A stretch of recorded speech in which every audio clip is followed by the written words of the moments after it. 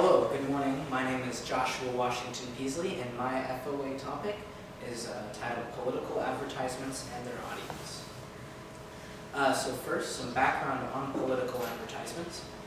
Political advertising is a medium that is used by politicians to reach out to and gain the vote of the nation. Each and every election season, candidates will spend billions and billions of dollars on advertising on TV and through other mediums, either to support themselves or to try to berate their opponent's campaign.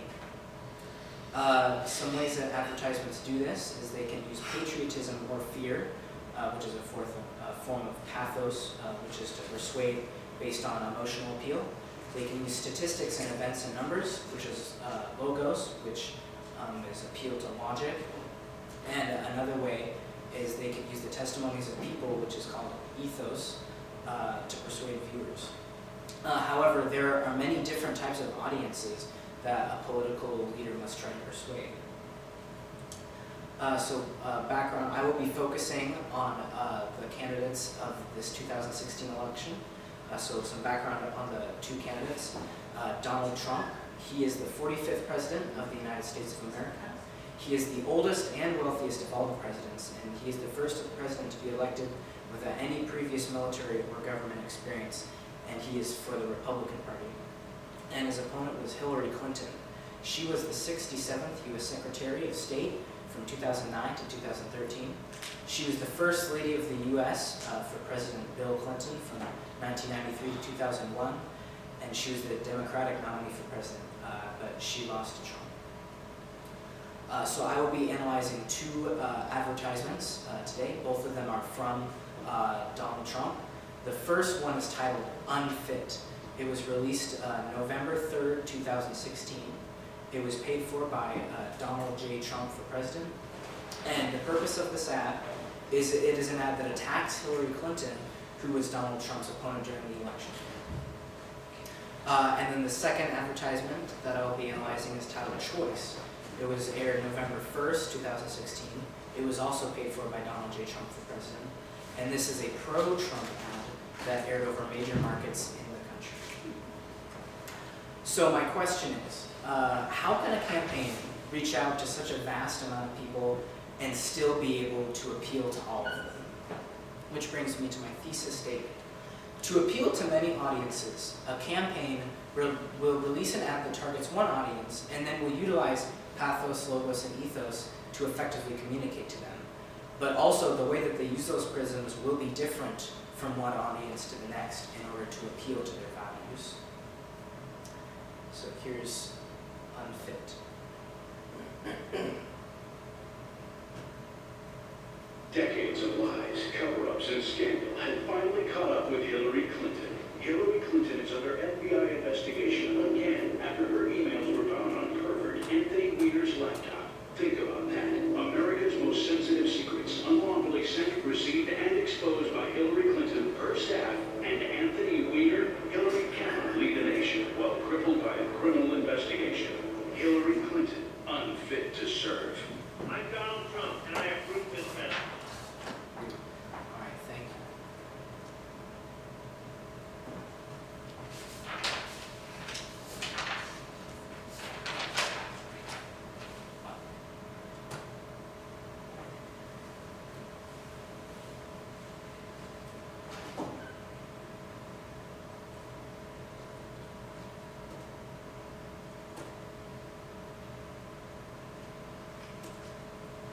All right, so in order to make this apply to my thesis statement, first I'd like to talk about who is being targeted in this ad. So the target audience of this advertisement would be those that are thinking of choosing and voting for Hillary in this election. Because this ad targets Clinton supporters primarily, which is the opposing candidate of Donald Trump, the way that it uses pathos, logos, and ethos is meant to hurt her and make her seem unappealing, thus preventing voters from choosing her. So what does this ad specifically do? In the ad, Clinton, there are several images of Clinton that are of her looking angry or suspicious, and all of these pictures make her seem irresponsible or just not very trustworthy. Another thing it does is it uses very powerful negative phrases such as decades of lies and scandal and under FBI investigation instead. These things appeal to pathos because they sort of create a fear for Hillary Clinton. Another thing that it does, which appears to logos, which is the logical way of persuasion, is that it makes reference to past events such as the Whitewater scandal, which I will talk about soon. And it also discusses the emails that contained sensitive American secrets, as the ad said. As well as that, a way that it uses ethos is that it uses her interactions with Anthony Weiner against her. And another thing that would apply to pathos is that when it describes Anthony Weiner, it uses the word pervert Anthony Weiner. And that is a very powerful word with all negative connotation. There really isn't a way that you could view that in a positive light, and the way that they do that creates a transfer. It guarantees negative association against Hillary Clinton. And then some other powerful imagery that this ad uses is near the end. It shows the Hillary Clinton logo that she uses for her campaign, but it shows it in a really dark color palette, and so that also kind of makes a transfer of the really dark tone in the ad. So the Whitewater scandal is, you might not have seen it very clearly in the ad, but it showed this image of the Time magazine titled "The Truth About Whitewater," and that is an image of Hillary Clinton when she was much younger. And the Whitewater scandal was an issue involving the Clinton family in regards to an illegal loan that Bill Clinton allegedly pressured someone else to make. The investigation was discontinued due to a lack of evidence, but there were other people that were arrested for this.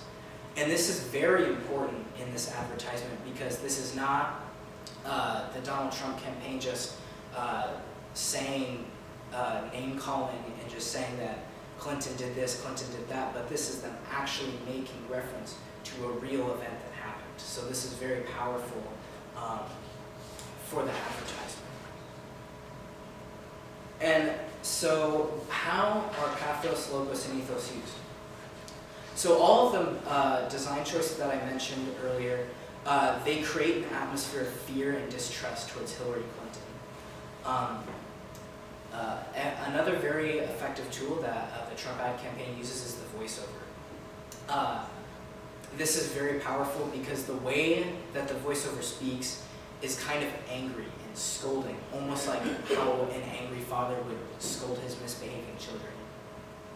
And since the target audience for this ad is the Clinton supporters, which is, I guess, would be seen as kind of the enemy of Donald Trump, it makes sense that they would choose the voiceover to be scolding. And so the brusque voiceover is really perfect for this, and it really helps to create that negative atmosphere towards Hillary Clinton. I'm sorry. The next ad that I am going to show you is titled Choice.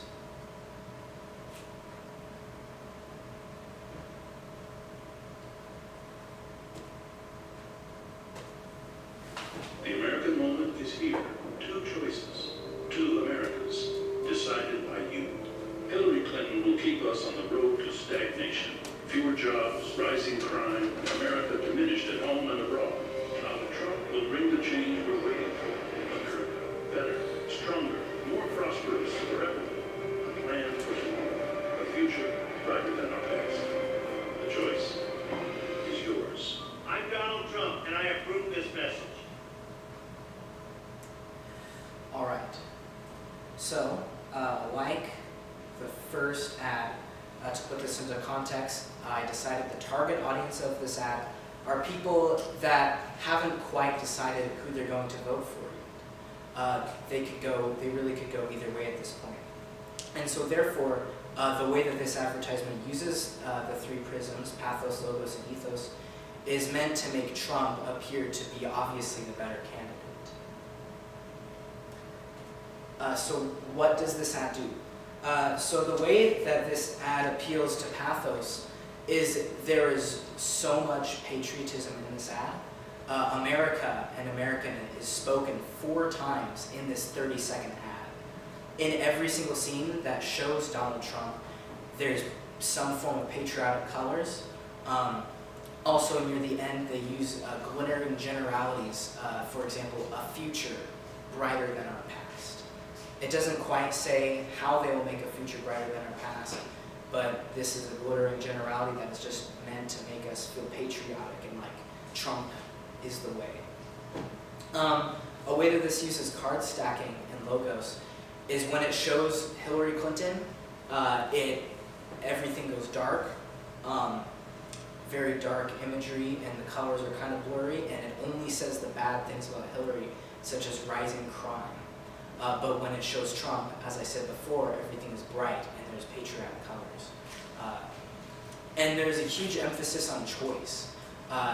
Being able to choose and having free agency is one of the greatest abilities that humans have. This ad says that we have the choice, and that if we choose Trump, America will be great, but if we choose Hillary Clinton, it won't be great. And that's how this appeals to logic, again, is they're recognizing that we have the choice. And something interesting about this ad is that it doesn't necessarily say that we have to vote for Trump, but it is encouraging us to, and that is a very effective choice. This ad also utilizes a voiceover. However, it is much gentler in this ad than in the previous ad. And kind of the purpose of that is, as I was saying before, since this ad targets people that are still deciding to vote for Trump or Hillary, the ad is trying to make itself appeal as warm and welcoming as possible. And so the voiceover that they used really emphasized that feeling of welcoming. Another stylistic choice this ad has is its use of plain folk. At the beginning, at the end of the ad, it shows a woman, and this woman shows up every time they say, "The choice is yours." And so this ad, this woman is representing the American people, and she does not appear to be anyone famous. So there's a transfer of anyone can vote for Trump. You don't have to be particularly famous to make this choice. And this is just something that Americans should do. And so how are the 3 prisms used in this ad? So the way that this ad uses those pathos and logos and ethos is it makes it seem obvious to choose Trump over Hillary, because everything they say about Trump is good and patriotic, but everything they say about Hillary is bad and negative and hurtful towards America. And like I said before, the overall tone of the ad is much more gentle and warm and welcoming than the first ad, because it is targeting the people that still have a chance to choose Trump over Hillary, which is the purpose of these advertisements. So to recap, the unfit ad, it is an attack ad on Hillary, and it targets the people that are thinking of choosing her. And so the design choices in this ad are meant to be negative and dark. But choice is a pro-Trump ad, which targets those who are undecided. And so the design choices in this are much more welcoming and warm. Which brings me to my conclusion. So when a campaign needs to convince a great multitude of people to choose them, it will use pathos and logos and ethos in different ways when communicating to different audiences. Thank you for listening. Thank you, guys.